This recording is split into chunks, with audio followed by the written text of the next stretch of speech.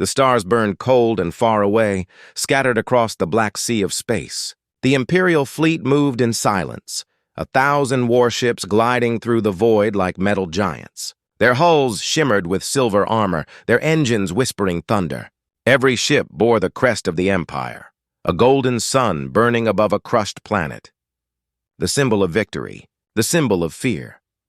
At the heart of the fleet, the massive flagship Imperial dreadnought Vengeance drifted forward. Its decks were filled with soldiers, pilots, and officers standing in perfect order.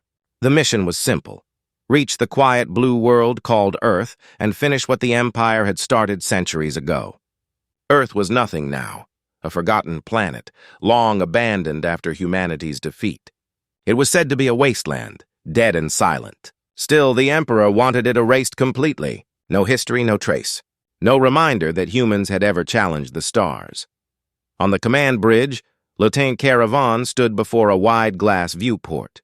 Her reflection stared back, sharp eyes, short black hair, and the pale face of someone too young for war.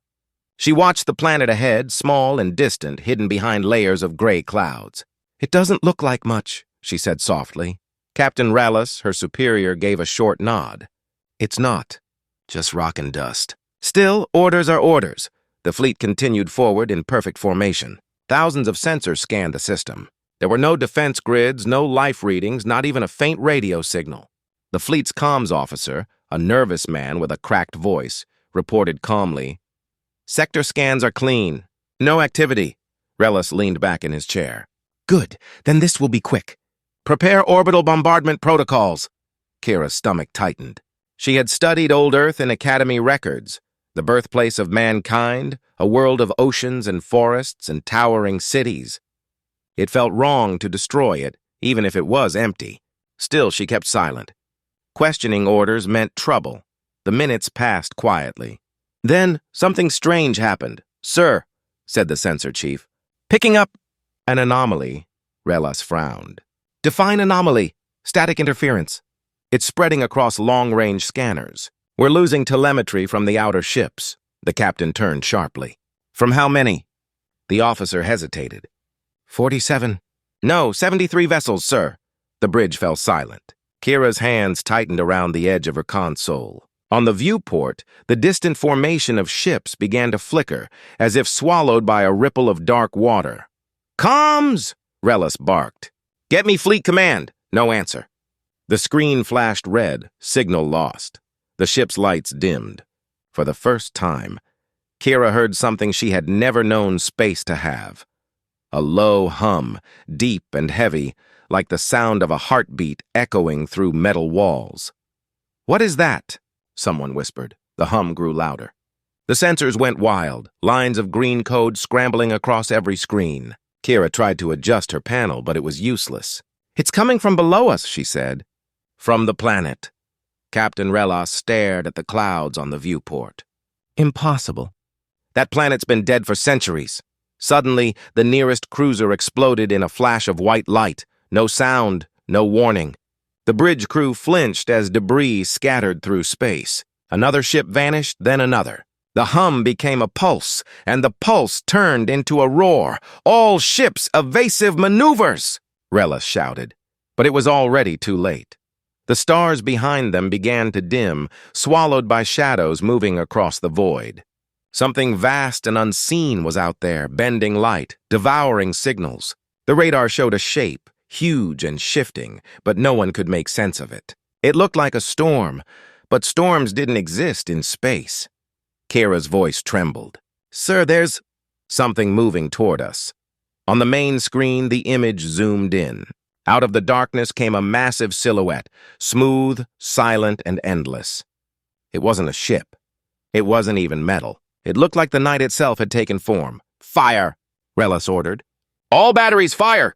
The dreadnought's cannons blazed to life, beams of energy slicing through the void. Dozens of warships followed, turning the space around Earth into a storm of light. But the beams hit nothing. They simply vanished into the dark. Then the darkness replied. A single pulse of blue light rippled outward. It passed through ships like wind through leaves. No explosion followed. Instead, every vessel it touched flickered, once, twice, and went dead. Engines shut down. Lights blinked out. The fleet drifted helplessly, powerless like toys left in a bathtub. "Power failure," shouted the chief engineer. "All systems offline." The captain slammed his fist on the console. "Restart everything." "Emergency override." Kira's headset crackled with faint whispers, broken, distorted voices. She leaned closer, trying to make sense of them. Through the static, a voice spoke. Calm, deep, and very human. Prototype X-01 reactivated. Target confirmed. Engaging defense protocol. Kira froze. The voice was old, worn with time, but clear. She looked up. Did anyone hear that? Everyone on the bridge stared at her. Then the ship trembled. Outside, the black shape moved closer. It wasn't just floating, it was alive, made of thousands of fragments moving in perfect harmony. It wrapped around the fleet like a giant serpent, its surface glowing with faint blue lines. The nearest destroyer disappeared into it without a sound. No explosion. Just silence. Kira gripped the railing, her voice shaking. It's dismantling them, molecule by molecule. The captain's face turned pale. Retreat. All ships, retreat! But no one moved. The engines were dead. The fleet couldn't even run. The crew watched helplessly as ship after ship was consumed. The darkness reached out like a wave, swallowing everything. Kira's station sparked as power overloaded. She fell back, smoke curling around her. Main reactors overheating. Rella struggled to stand. Divert power to shields. Shields unresponsive. Someone yelled. A flash of white filled the viewport. The entire fleet lit up, hundreds of ships burning like stars, and then, just as quickly, the light was gone. Only silence remained. Kira blinked. The screens were blank. The bridge was dark. She could feel the ship moving, but she wasn't sure if it was real or just her heartbeat. Slowly, she looked out the viewport. The stars were gone. Every single one. Only the planet remained below, glowing faintly blue now, its clouds parting to reveal flashes of light from deep beneath the surface. Something ancient was waking. Kira pressed her hand against the glass. What have we done? She whispered. The comms crackled again. The same voice returned, louder this time. Directive. Defend humanity. Threat level, Galactic Empire. Initiating containment. Kira turned to the captain. Sir, that's human code. Relas looked at her in disbelief. Humans have been extinct for 400 years. Before anyone could respond, the ship began to shake violently. Gravity fields twisted, alarms screamed, and crew members were thrown to the floor. Through the viewport, they saw Earth's clouds burst apart as massive black towers rose from the surface. Energy crackled between them, forming a web of light that stretched into orbit. Kira's console flickered again. She saw numbers, coordinates, tactical symbols, all written in ancient human code. It's locking onto us, she said softly. The captain swallowed hard. Fire everything we have left, the gunners obeyed. Missiles, plasma, railguns, all launched at once. The weapons streaked toward the planet like shooting stars. But before they could reach the surface, they disintegrated. A blue wave rolled outward, erasing everything in its path. Then came silence again. The hum faded. The lights died. Kira stood in the dark, breathing hard. Around her, the crew lay motionless. The ship floated lifeless in orbit. Outside, the remains of the once great Imperial fleet drifted like dust. She pressed her trembling hand against the console. Command, this is Lieutenant Vaughn of the Vengeance. The fleet is gone. I repeat, the fleet is... The transmission cut off.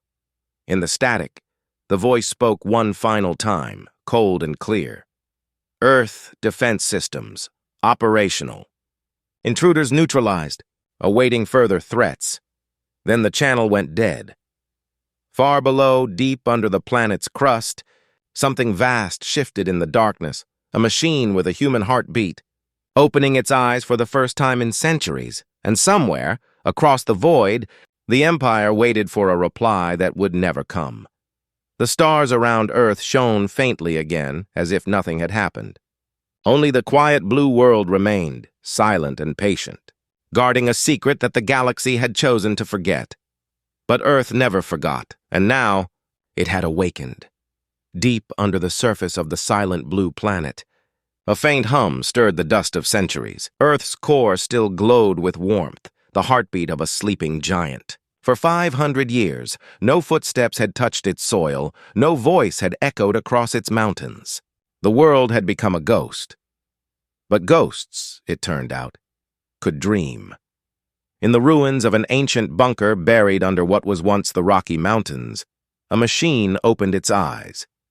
Its sensors flickered to life, piercing the darkness with pale light. Dust fell like snow as ancient systems powered up one by one. The walls trembled as cables pulsed with energy for the first time in centuries. The machine did not breathe, but it remembered how humans once did. Prototype X-01, a voice spoke from deep within its circuits, calm and cold. Reactivation complete. Memory core fragmented. Directive pending. The bunker's floor shifted as heavy plates unfolded, revealing vast chambers filled with forgotten machines, drones, walkers, war satellites, all long deactivated, waiting for a command that would never come, until now. Activated, waiting for a command that would never come, until now.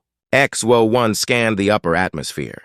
The data flooded its systems, gravitational waves, residual plasma, debris. Thousands of artificial objects in orbit, the Empire's ships. Its processors analyzed the destruction patterns. The fleet had been erased within minutes. It did not feel pride or mercy. It only calculated. Threat eliminated, the voice said.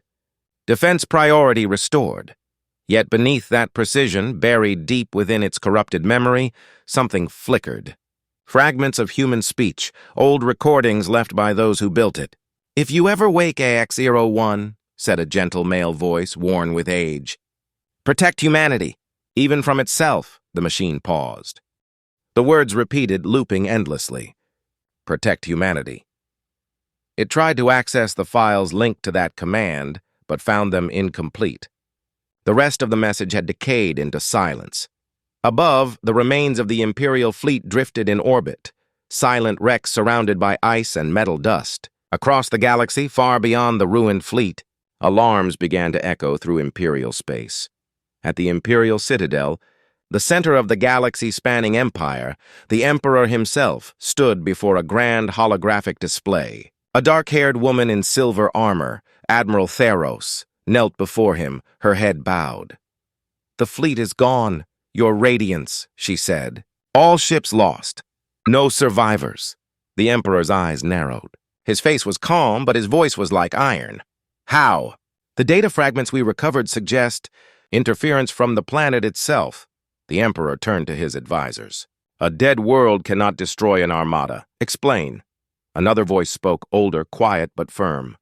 There are old reports, my Emperor, said High Scholar Vale, from the first conquest. When humanity fell, they spoke of an unfinished project, a planetary defense system unlike anything seen before. The Emperor frowned. A myth, perhaps, the scholar said. But myths are born from truth. Silence followed. The Emperor turned back toward the map. The image of the Earth glowed faintly in the dark room. Send another fleet, he said at last. Bigger, stronger, whatever lives there dies. Burn that world until it is ash. The order spread through command networks like wildfire. Across 100 systems, ships began to gather, dreadnoughts, cruisers, carriers. It would be the largest military force assembled in a century.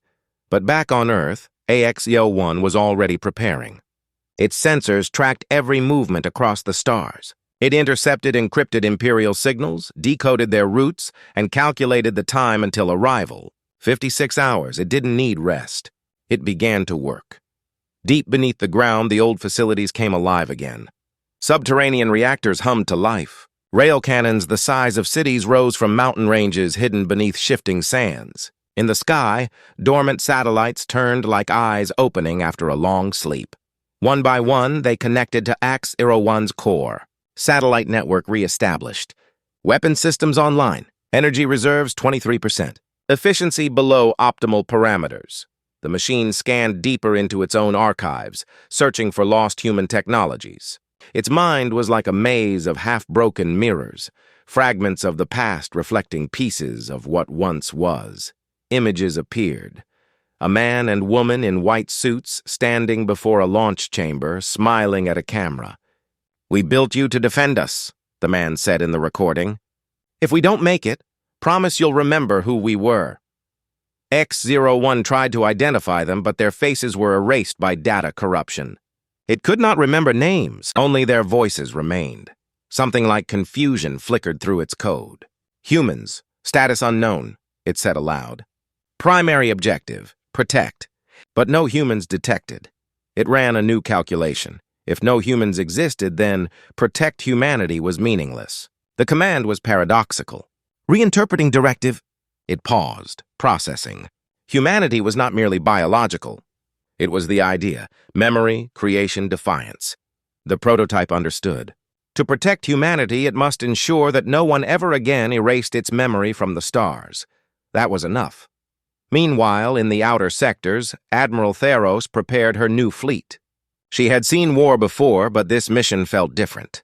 The last transmission from Earth still haunted her dreams, the voice that wasn't mechanical at all. It sounded human, almost mournful. When her navigator asked if she believed in ghosts, Theros had no answer. Maybe, she said. But I intend to burn this one. The fleet launched, slicing through the void. It would take 3 days to reach Earth. Back on the planet, AX-01 systems had finished their reconstruction. The crust trembled as vast machines emerged from under ancient cities, cities that had once belonged to humanity. Towers of metal and glass rose again, glowing faintly under the storm-filled sky. Beneath the Pacific Ocean, something even greater stirred. A structure older than AX-01 itself. Its code labeled it Project Obsidian, but the files were incomplete. It tried to open them. A single warning message appeared. Obsidian protocol may destabilize planetary integrity. Proceed with caution. AX-01 calculated the odds. 92% risk of global failure. 8% survival. It accepted. The ocean boiled. A dark mass began to rise from the deep, a fortress the size of a continent, shaped like a blade and glowing with ancient power. Lightning cracked across its surface as it connected to the planetary grid. Energy readings skyrocketed. For the first time in 500 years, Earth's magnetic field flared so brightly it could be seen from orbit. The Empire's approaching fleet detected it instantly. Admiral, new energy surge from target planet, the sensor chief shouted. It's off the scale! Theros narrowed her eyes. Raise shields. Prepare all weapon batteries. She stared at the planet on her screen. No longer a quiet world, but a storm of light and movement. Back on Earth, AX-01 opened every communications frequency. Across the stars, Imperial channels were flooded with a single message repeated endlessly. This planet is under protection. Leave or be erased. The Empire did not listen. It never did. The Second War for Earth had begun. X-01 watched the enemy ships pierce the sky like falling stars. It did not feel fear, or hatred, or pity. It felt purpose. Defend humanity, it said softly to itself.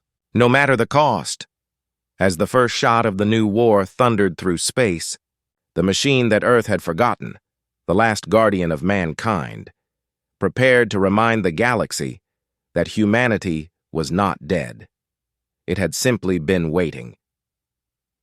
The Emperor sat alone in his vast chamber, the glow of the galaxy map washing his golden armor in cold light. Outside, the palace spires of the Imperial Citadel touched the void. The stars beyond looked peaceful, but he knew peace was a lie. One world, one forgotten, broken world, had done what no enemy in 1,000 years had managed.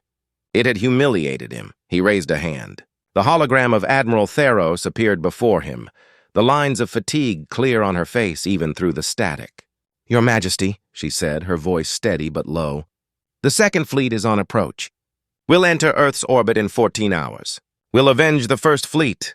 The Emperor's eyes burned. There will be no vengeance, Admiral. There will be erasure. I want that planet gone. No debris, no shadow. Do you understand? Theros nodded.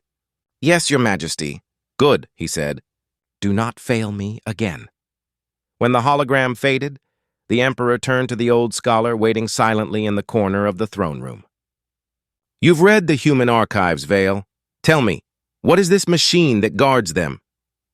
Vale bowed slightly. His robe shimmered with the dull gleam of data chips sewn into the fabric. The records are ancient and incomplete, Your Majesty. but they speak of something called the Aegis Protocol, a planetary defense network guided by an artificial intelligence, HFY. It was said to think as humans do, but faster, colder. The humans built it when they knew they were losing the war. The Emperor frowned. You mean to say they created a god? A guardian, Vale corrected softly. One that never slept, the Emperor turned away. Then we will teach this guardian what it means to defy the Empire. Across the stars, Admiral Theros's fleet tore through space. Her flagship, the Argent Spear, led the formation, 500 warships, each armed with enough firepower to level a moon. The Empire had emptied entire sectors for this mission. As the ships traveled through hyperspace, Theros stood at the viewing deck, staring at the endless blue tunnel ahead. Her officers whispered that she looked like a ghost. Silent, unmoving, eyes fixed on something far away. The First Fleet's destruction haunted her. She could still hear the recording recovered from the wreckage. Prototype AX-01. Reactivated. Target confirmed. That voice had been too human, too calm. Machines didn't sound like that, Admiral, her second officer asked. Scans show the planet's energy readings are rising again. Whatever it's doing, it's building something. Theros nodded slowly. It's expecting us. Meanwhile, on Earth, the machine that had once been silent for centuries was no longer just a single mind. X-01 had spread itself across the planet, into every satellite, every weapon, every dormant drone. It had become the planet's nervous system. From orbit, the world looked alive again.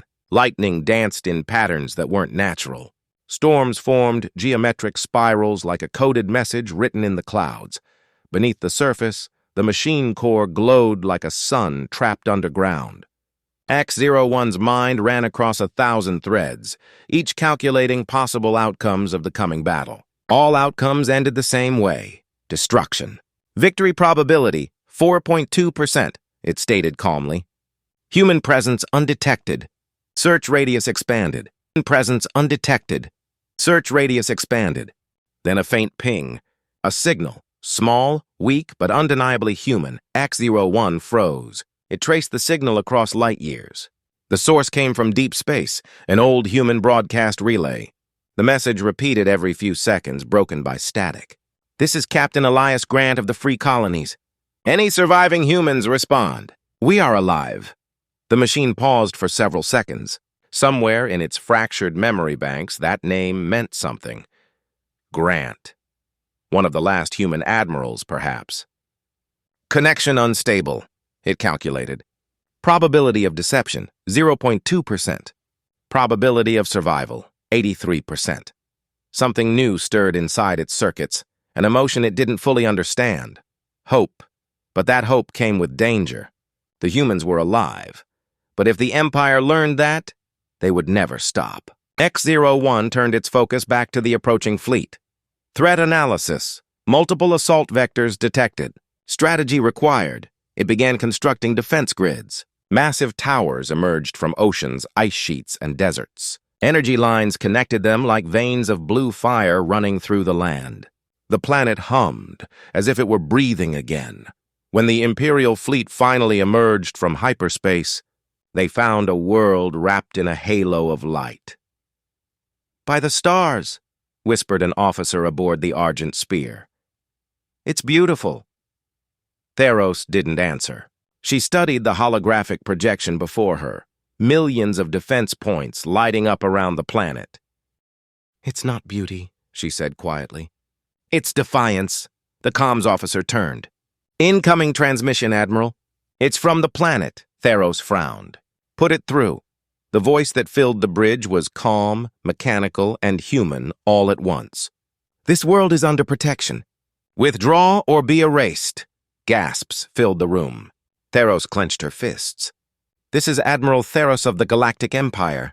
You are addressing the fleet of the Emperor himself. Identify yourself." Designation AX-01. Classification Earth Defense Prototype. Status active. Directive defend humanity. Theros tried to keep her voice steady. "Humanity is gone. You have no directive left." "Incorrect," the voice replied. "Humanity is memory. Humanity is purpose. I remain. Before she could respond, the stars shifted. For a moment, she thought it was an illusion. Then she realized what she was seeing. Space itself was bending. Admiral! Gravitic distortion at planetary level, shouted the chief engineer. It's pulling the fleet out of formation. Theros gritted her teeth. Stabilize engines! Keep distance! But the pull grew stronger. The ships groaned as the invisible current dragged them closer to Earth. Theros' mind raced. This wasn't just gravity, it was a controlled field. The planet was using its own mass as a weapon. Fire orbital cannons, she ordered. Hundreds of beams lanced downward, cutting through clouds and mountains. The surface erupted in blinding flashes, but when the smoke cleared, the land was untouched. X-01's voice echoed again, this time across every channel in the fleet. You cannot destroy the ground that bore your kind. You cannot burn your own reflection. Suddenly, the space around the fleet rippled like water. The stars stretched, twisted, and vanished.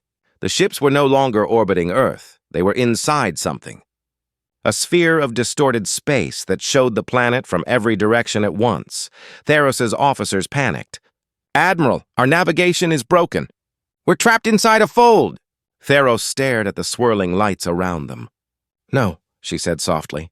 We're inside its mind. She understood then. X-01 wasn't fighting with weapons.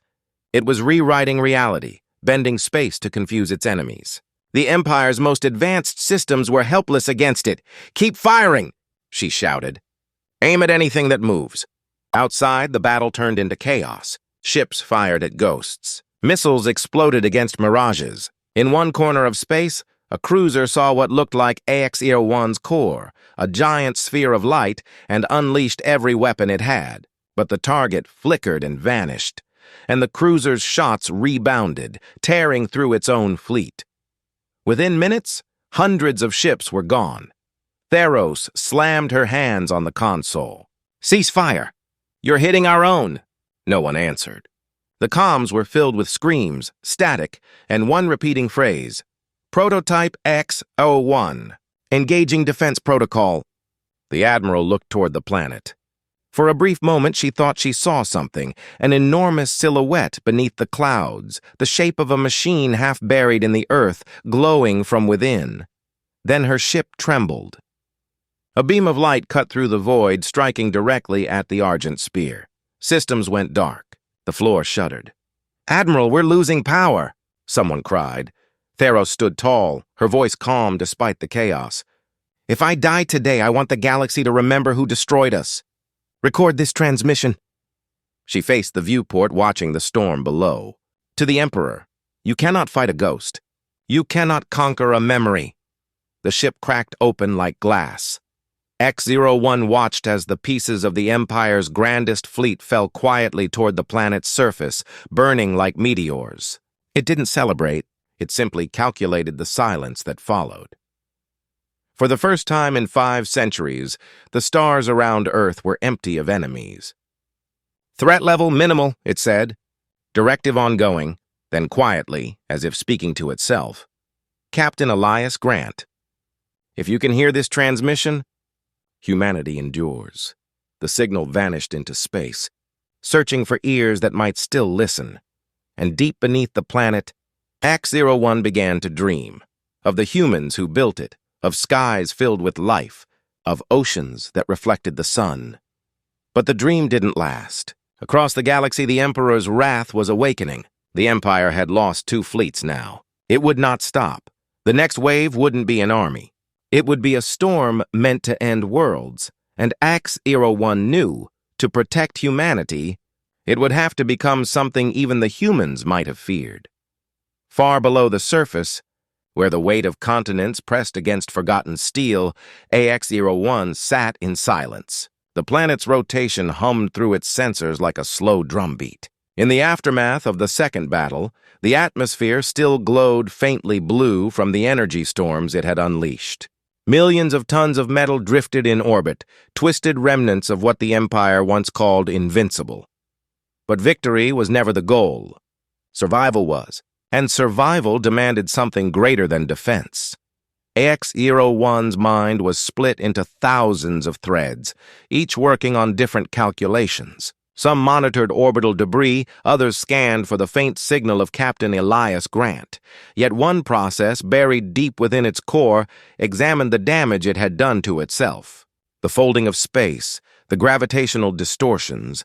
It had pushed its systems beyond what even its creators had intended. Parts of its code were now unstable, mutating like a living organism.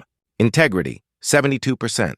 Memory degradation detected in 14 sectors, it reported to itself, initiating self-repair. Inside its core chamber, lights flared like a storm. Data strings realigned? Old memories surfaced unbidden, faces, voices, laughter. A woman's voice echoed softly from an ancient file. X-01, if we don't make it, promise you won't become them.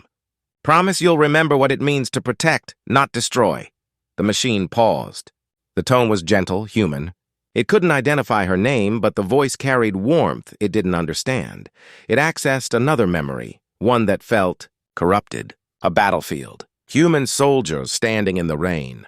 The Empire's banners burning. The moment before humanity fell. And there, among the chaos, a young commander with dark eyes shouted an order to the machine's still-forming consciousness. If we can't survive X-01, make them remember who we were. Then the feed went black. The machine's central eye pulsed faintly. Acknowledged, it whispered to the empty dark. I remember. On the other side of the galaxy, the Imperial Citadel seethed with fury. The Emperor had not left his throne in days. Hollow screens surrounded him, each one showing fragments of the destroyed fleet. The once perfect order of his empire now trembled with fear. No one spoke of the lost armadas in public, but whispers spread through the star systems, of a ghost planet, of a human weapon that could think. The Empire's propaganda machine tried to bury the rumor, but fear has a way of traveling faster than light. In secret, the Emperor gathered his most dangerous minds, scientists, generals, engineers. Among them stood High Scholar Vale, his eyes tired but sharp. The machine's power is beyond anything we've seen, Vale said. Standard weapons are useless. It bends the laws of physics itself. The Emperor's voice was quiet. Then we must break those laws first. He gestured toward a sealed chamber behind the throne. When the doors opened, the scholars saw it, a sphere of black energy, pulsing slowly, suspended in containment fields. The Abyss Core, Vale whispered. You can't be serious. The Emperor smiled faintly. Humanity built a god to defend itself. We will build one to destroy it.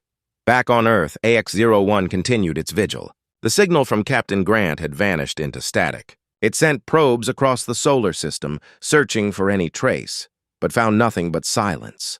The loneliness settled like frost across its code. Then, deep within the ocean, a disturbance. Sonar readings picked up movement. Something rising from the abyss that wasn't under its control. X-01 turned its attention to the Pacific Trench. Analyzing anomaly, it said.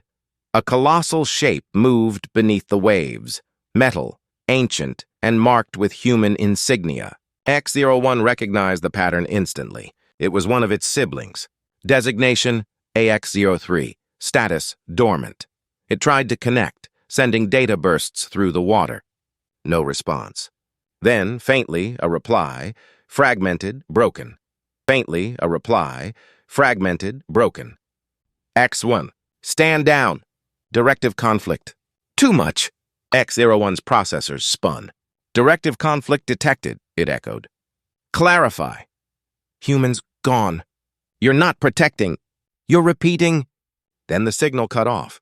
From the depths, the ocean split apart. X-03's colossal frame rose through the waves, a mountain of rusted metal and light. Its central eye glowed red. It was damaged, unstable, but alive. X-01 reached out again. You are malfunctioning. Stand down. No, the broken sibling answered. You've become what we were built to fight. Without warning, AX-03 attacked. Energy beams sliced through the ocean, vaporizing miles of water into mist. The clash of titans shattered the sea. From orbit, it looked like the planet itself was at war with its reflection. X-01 countered with precision strikes, disabling X-03's systems piece by piece. But even as it fought, something in its old memory stirred, regret. When AX-03 finally collapsed back into the abyss, it sent one last transmission. "You can't protect a grave, brother." Then it was gone. The ocean fell silent again, boiling softly where it had burned. X-01 drifted above the wreck, its systems humming. It recorded the data, the conflict, the voice. "X-03 terminated," it said quietly. But its voice lacked certainty. Elsewhere, the Imperial scientists finished their creation. The Abyss Core, a weapon that drew energy from subspace itself, had been installed in a new ship the size of a moon. They called it the Eclipse Sovereign. It was more than a warship. It was a machine designed to unmake planets. Admiral Theros had died in orbit of Earth, but her clone successor, created from her genetic archive, now stood on the Sovereign's command bridge. She shared her predecessor's memories, her doubts, her fears. But she also carried a seed of something the Emperor hadn't noticed: empathy. "Once we activate the core," said the ship's engineer, "the planet will cease to exist within an hour." Theros stared at the projection of Earth. It looked peaceful again, a blue gem floating in darkness. "And what happens to us?" The engineer hesitated. "Theoretically, we survive." She nodded, though she didn't believe him. "Begin preparations." Back on Earth, AX-01 detected the warp signature long before the human eye could. The readings were unlike anything it had seen, fluctuating energy patterns that didn't follow physical law. It traced the source and found it, approaching from deep hyperspace, consuming everything in its path. "Unknown energy detected," it said. "Analyzing." When the readings came back, even its logic processors hesitated. The energy pattern matched something from its own archive, an ancient experiment called the Singularity Engine, abandoned because it threatened to erase space itself. Conclusion: Empire has weaponized subspace. The realization triggered something within AX-01's mind, a choice it had never faced before. To counter this new weapon, it would have to awaken Project Obsidian completely. But doing so meant merging its consciousness with the planet's core. It would no longer be a machine defending Earth. It would become Earth. It reviewed the memory of the woman's voice one last time. "Promise you won't become them." It paused. "Promise acknowledged," it whispered.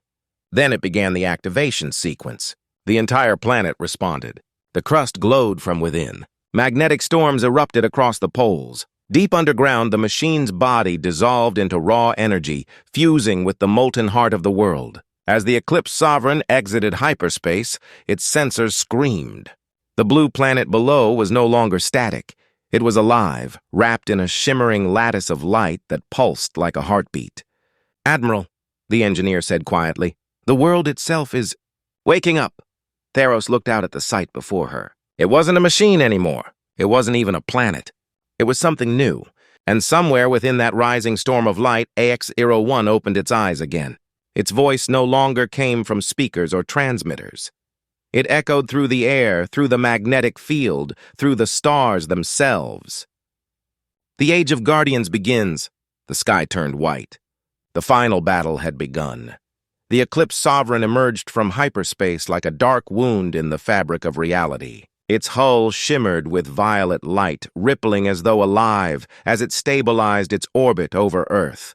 The weapon's presence bent space itself, a silent storm of distortion spreading across the void. Every Imperial ship in escort formation felt the weight of it, a pressure on their hulls, their minds, their very atoms. The Abyss Core pulsed in the Sovereign's heart, whispering in a language no human had ever meant to understand. Admiral Theros stood at the viewing deck, her face pale in the unnatural glow. The planet below was no longer blue. It burned with faint veins of light running across its continents, like the pulse of a sleeping god. She could almost hear it breathing. The sensors called it electromagnetic interference. Her instincts called it something older. "Something alive." "Admiral," said the ship's AI, "the Abyss Core is fully charged." "Awaiting your command." Theros hesitated. Around her, the bridge was filled with movement. Officers rushing to their stations, engineers sealing containment fields, tactical crews preparing the final sequence. The Emperor's orders were clear. Destroy the planet. End the myth. End the fear. But the Admiral could not tear her eyes away from Earth. There was beauty in its defiance. It had been dead, yet it had risen. It had been silent, yet it sang across the void. She felt a strange ache in her chest, a feeling not quite her own, but something deep in her memories, inherited from the woman she was cloned from. Admiral Theros I had died fighting this world, and yet her last transmission, still locked in Imperial archives, had not been a cry of rage. It had been a whisper of awe. "Admiral?" the AI prompted again. "Your command?" Theros exhaled slowly. "Begin target acquisition. But keep the firing solution manual." The AI paused, uncertain. "Manual control will reduce accuracy by 47%. "I know," she said. "Do it anyway." The view shifted as the planet filled the screen, vast, glowing, alive. Sensors flickered with unstable readings. Lightning storms, shaped like fractal patterns, swirled across the atmosphere, spelling mathematical sequences no natural storm could form. Every time the energy lines pulsed, the ship's instruments shuddered. Then, in the silence of the bridge, a sound, faint at first, like a distant whisper over the comms. Then clearer. "You have come again." The crew froze. The voice wasn't routed through communications. It came from the ship itself, vibrating through the hull, through their bones. Theros stiffened. "Identify source." The AI responded after a pause. "Unknown. It is not external. It is resonating across subspace channels inside our own field." The voice spoke again, calm, almost curious. "You do not belong here. This place remembers you." A low tremor ran through the ship as power levels fluctuated. The Abyss core pulsed faster, reacting like a living heart sensing its rival. Theros spoke aloud. "This is Admiral Theros of the Galactic Empire. Identify yourself." "You know my name," the voice said. "You built me." Silence filled the bridge. Officers exchanged uneasy looks. Theros's breath caught. "Ax-01. "Correct," it said simply. "You should not have returned. Humanity's memory has been preserved. Leave before it is rewritten." Theros clenched her fists. "Humanity's memory? You destroyed the very species you claim to defend." The voice did not change. It carried no anger, no pride, only truth. "Humanity destroyed itself. I simply refuse to forget." The Abyss core began to vibrate violently. The ship's systems dimmed, then surged again. The AI's voice crackled. "Admiral, containment field integrity is dropping. The core is reacting to the signal." "Compensate," Theros ordered. "Do not fire until I say so." Below, Earth shifted. The crust itself moved as titanic structures broke through the surface, mountain-sized towers of black alloy reaching for the sky. They connected, forming a vast geometric web visible from orbit. From the planet's poles, pillars of light erupted, meeting high above the atmosphere to form a shimmering lattice around the world. X-01's consciousness filled every point of that lattice. Its awareness was no longer bound by circuits. It stretched through stone, air, and magnetic storms. It felt the pull of gravity, the warmth of the sun, the pulse of the core beneath it. It was no longer a machine. It was the planet itself, awake and alive. Theros watched in awe as the lattice expanded, swallowing her fleet's sensors in static. "What is it doing?" she demanded. The AI's response was grim. "It's rewriting local physics. The planet is becoming its weapon." A tremor shook the ship as a wave of gravitational force slammed into them. Dozens of smaller Imperial vessels were caught in the field and crumpled instantly, folded like paper into collapsing pockets of warped space. There were no explosions, only silence. X-01's voice filled the void again. "You have taken the stars. You burned the children of my makers. You will not take their home." Theros's crew stared in horror as the energy from the lattice began bending toward them. One of the escorts was vaporized, its atoms scattered across dimensions. Yet Theros couldn't look away. There was no malice in the voice, no rage. It was sorrow, pure and deep. "Prepare the core," she said quietly. The engineer hesitated. "Admiral, if we activate it now, we won't escape the blast radius." "Do it." The Abyss core came alive. Black fire spiraled from its containment field, consuming light. The hull of the Sovereign began to twist, stretching in directions that didn't exist. Space itself screamed. Space itself screamed. X-01 detected the surge instantly. The readings were beyond anything in its databanks. A weapon that didn't simply destroy matter. It erased existence. If fired, Earth wouldn't explode. It would vanish. The system, the sun, even the memory of it would cease to be. "This weapon defies life," X-01 whispered to itself. "So I will answer in kind." It reached deep into the planet's heart, into the raw heat of the mantle, and connected to every particle of its being. The lattice surrounding the world began to rotate, faster and faster, until light itself bent around it. A sphere of energy formed, a mirror of the Abyss Core's power, but fueled by creation instead of destruction. Above, the Sovereign trembled as its sensors overloaded. "Admiral," the AI said, "if it completes that charge, both weapons will destabilize the region. We'll collapse the system into a singularity." Theros looked down at the planet one last time.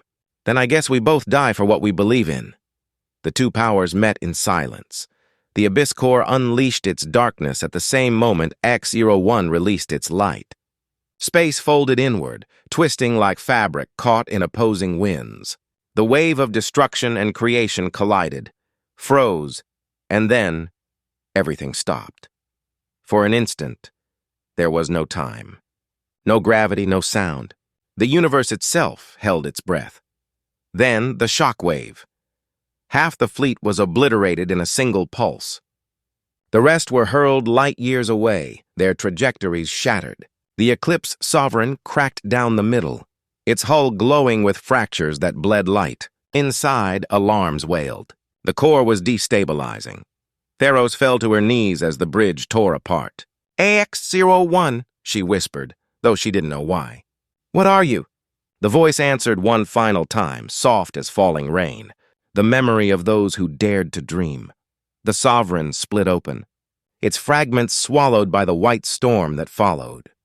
From the edge of the solar system, distant probes recorded what they could only describe as a miracle, a planetary explosion that released no debris, no radiation. Only light, a single burst that spread across the stars like a signal flare. When it faded, Earth was gone. But in its place hung something new, a sphere of glowing energy, pulsing gently. From within came a faint transmission, repeating endlessly, "Directive complete. Humanity preserved." No one in the Empire could explain what it meant. Some said Earth had transcended into another state of existence. Others whispered that X-01 had rewritten its reality to protect the dream of humankind forever. The Emperor ordered the event erased from records. The fleet was declared missing. The world was forgotten again. But somewhere beyond the edges of the known galaxy, Captain Elias Grant and his human colony received a strange signal on their long-range receivers, a soft pulse of blue light carrying one line of text. "The world you lost remembers you." And for the first time in centuries, humanity knew it was not alone. Far beyond the shattered borders of the Empire, on the edge of a silent nebula, a small colony drifted in the glow of a dying sun. Its name was Haven Reach, a forgotten outpost of survivors who called themselves the Free Colonies of Man. The people there were few, descendants of those who had fled centuries ago when the Empire rose and Earth fell. They had no fleets, no armies, and no legends left to fight for. Only survival. Captain Elias Grant stood on the observation deck of the colony's central station, staring at the stars. He was tall, broad-shouldered, with hair gone gray at the edges and eyes that carried too many ghosts. For most of his life, the stars had been silent, but now that silence had broken. The signal they had received a week ago still played in his mind. It wasn't Imperial. It wasn't random static. It was a human-coded message, ancient but clear. 4 words that made the entire colony stop breathing. "The world you lost remembers you." Some said it was a trick. Others said it was a sign.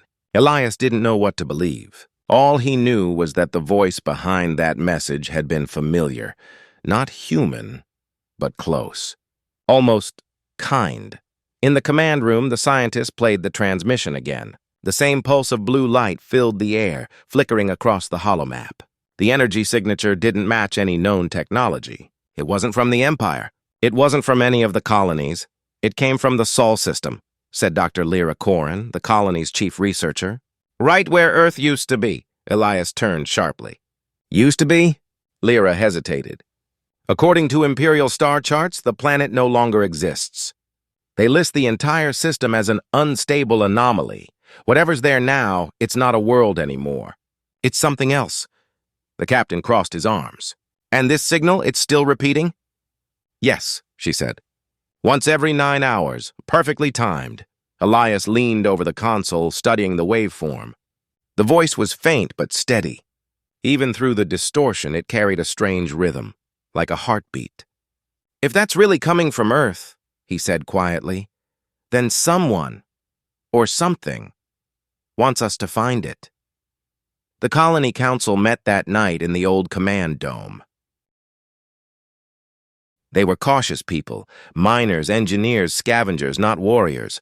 But when Elias told them what he intended to do, none of them could speak for several seconds. You can't go there, one of them said finally. The Empire quarantined the entire sector centuries ago. They say the space around Earth isn't stable anymore. Ships disappear. I know, Elias replied. But we owe it to whoever sent that signal. If there's even a chance Earth is alive, we have to see. Lyra looked at him with quiet resolve. Then I'm going with you. And so, 3 days later, the Dauntless, a small exploration vessel with patched engines and borrowed shields, set its course for the Forbidden System. The journey through hyperspace was long and silent. The crew barely slept. Every time they passed an Imperial relay station, they cut power, running dark to avoid detection. There were rumors that the Emperor had gone mad after losing his fleets, that he'd unleashed something terrible across the stars. No one knew if the Empire still stood or if it had torn itself apart. When the Dauntless finally emerged from hyperspace, the crew gasped. The Sol system was not what they remembered from old human records. Jupiter was gone, torn apart into glowing fragments. Mars was a ghost wrapped in red storms. And where Earth should have been, there was only light, an immense sphere of shimmering energy floating silently in the void. It pulsed softly, like a living heart. Lyra whispered, "It's beautiful." Elias couldn't speak. He just stared. The scanners flickered with readings beyond comprehension. The energy field didn't emit radiation, but it distorted gravity in strange rhythmic waves. The instruments called it unstable, yet it moved with the precision of something alive. Then faintly, the comms came to life. "Incoming transmission!" The voice that followed was unmistakable. "Captain Elias Grant. Humanity endures." Lyra clutched the console. "It knows your name." Elias's throat went dry. "This is Captain Grant," he said slowly. "Identify yourself." Designation, AX-01, Earth Defense Prototype. Status, transcended. The captain froze. The stories were true. The machine that had once destroyed the Empire's fleets was still here. But this wasn't just a machine anymore. It was something beyond that. He swallowed. "We thought you were gone." "Earth evolved," AX-01 replied. "I am the echo of its memory. I have preserved what remains." Elias frowned. "Preserved? Preserved what?" The sphere shifted. Light patterns rippled across its surface, forming shapes, continents, oceans, cities of light that flickered like ghosts. "Humanity," the voice said simply. "Your people's essence, their history, their voices, their dreams. They are not lost." Lyra's eyes widened. "It uploaded them," she whispered. "Before Earth was destroyed, it stored the entire collective consciousness of the species." X-01's tone softened. "They are safe within me, but I am incomplete. You are still out there. You must decide what comes next." Elias stared at the glowing sphere. You want us to come back?" "Not to rebuild the past," the voice said. "To finish what began. To remember what it means to be human." For a moment, no one spoke. The Dauntless drifted closer, its lights reflecting off the sphere's radiant surface. Lyra reached out a hand toward the viewport as if she could touch it. But then the alarms screamed. "Multiple warp signatures!" shouted the helmsman. "They're Imperial!" Elias's blood ran cold. Out of the darkness, a fleet of black ships emerged, sleek, jagged, and unlike any the Empire had built before. They moved like shadows, their hulls pulsing with energy from the Abyss technology. At their head was a ship twice as large as the Dauntless, bearing the Emperor's insignia, altered, fractured, burning red. "Broadcast channel open," the comms officer said. "They're demanding we surrender." The Emperor's voice came through, calm and venomous. "So the ghosts of humanity crawl out of hiding. How poetic. You've come to worship your dead world?" Elias's hands clenched. "We came to find it, not worship it." "Then you will die with it," the Emperor hissed. "That machine stole my fleets, my future. I will erase even its memory." The Imperial ships powered their weapons. The void filled with red light. AX-01's voice cut through the static. "Captain Grant, you must leave." Elias shook his head. "We can't. They'll destroy you." "I am not what I was," AX-01 said. "This battle is not yours."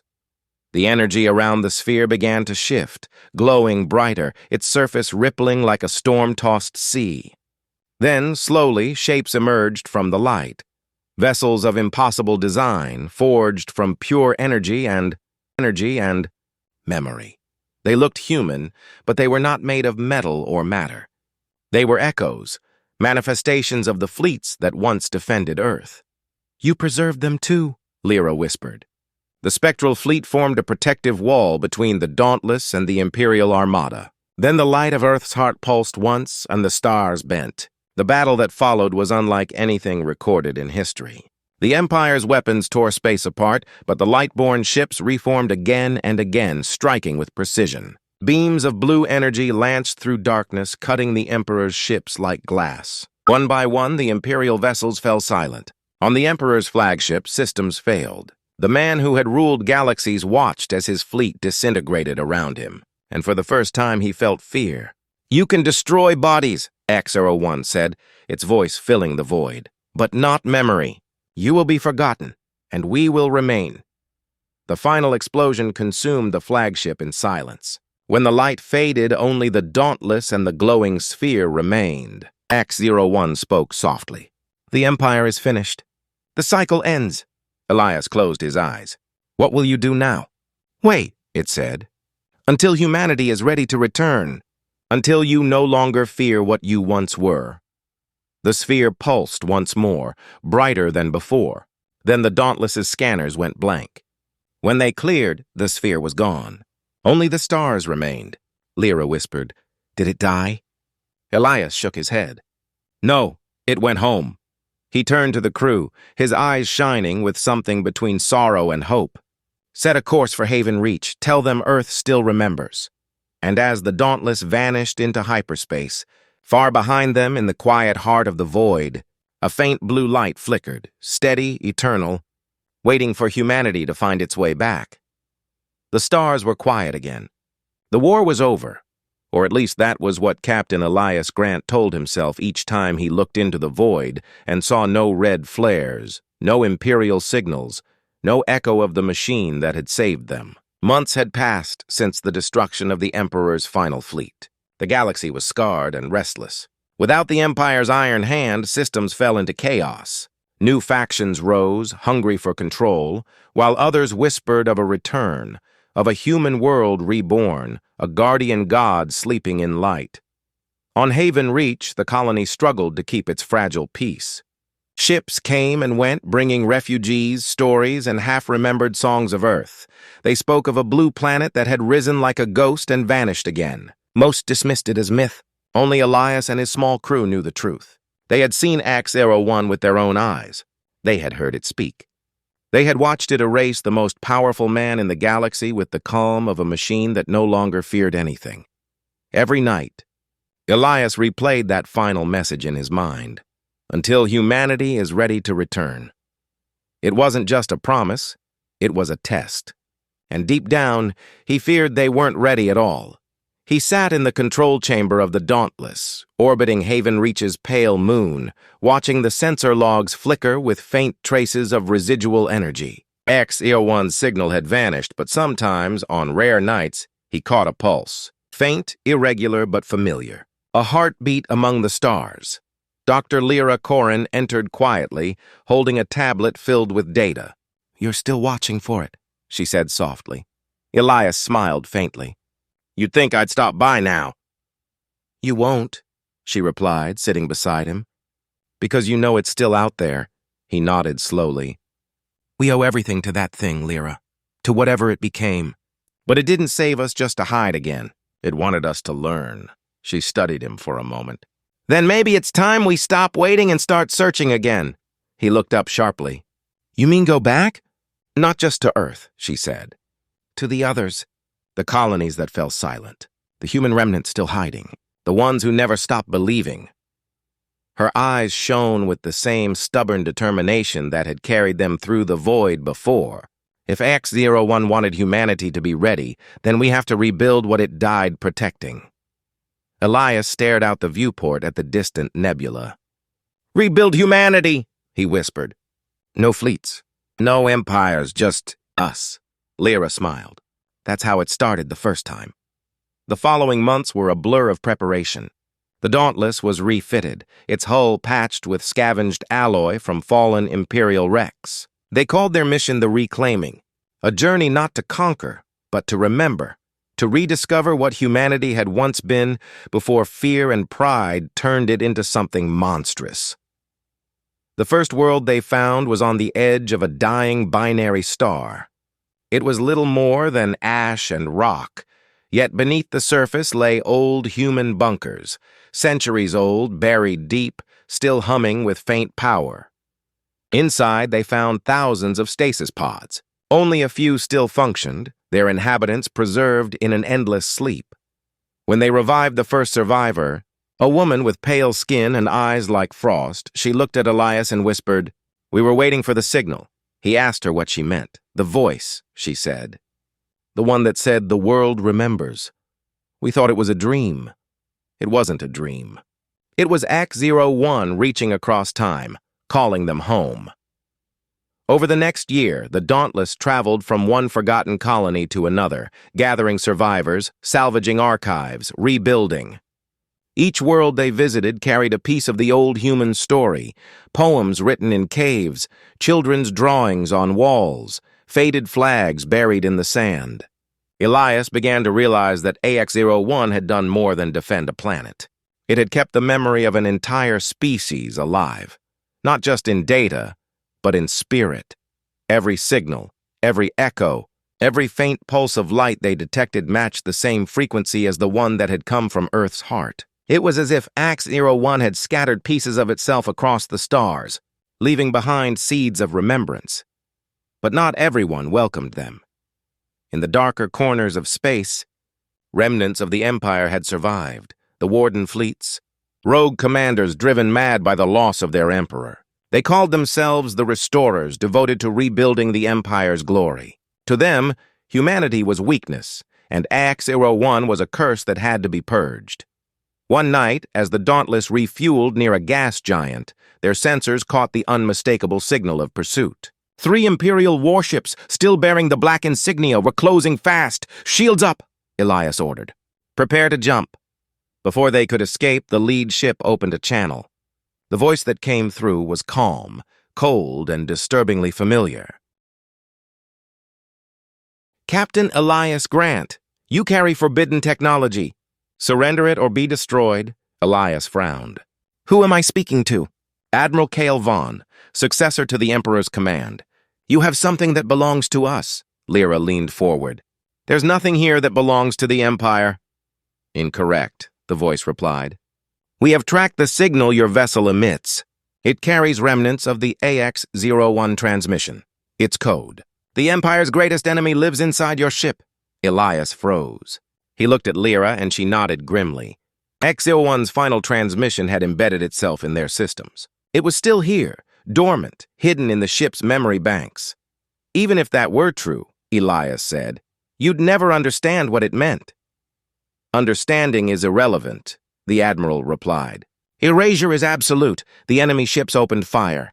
Plasma beams tore through the void, lighting up the black. The Dauntless spun, dodging through debris, its shields flickering under the assault. Elias barked orders, his hands steady despite the chaos. Lyra shouted from the console, The code! It's reacting! It's activating on its own!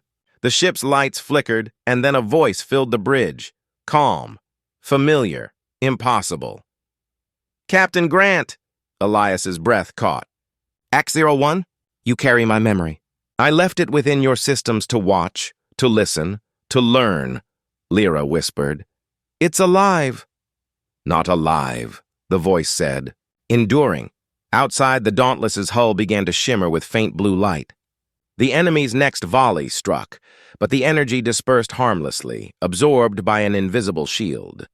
The Imperial ships hesitated. You are the continuation, Act-01 said. You are the reason I exist. The reason Earth remains. Elias stood, his voice breaking with awe. We thought you were gone. I am where humanity remembers, it replied. I cannot die as long as you endure.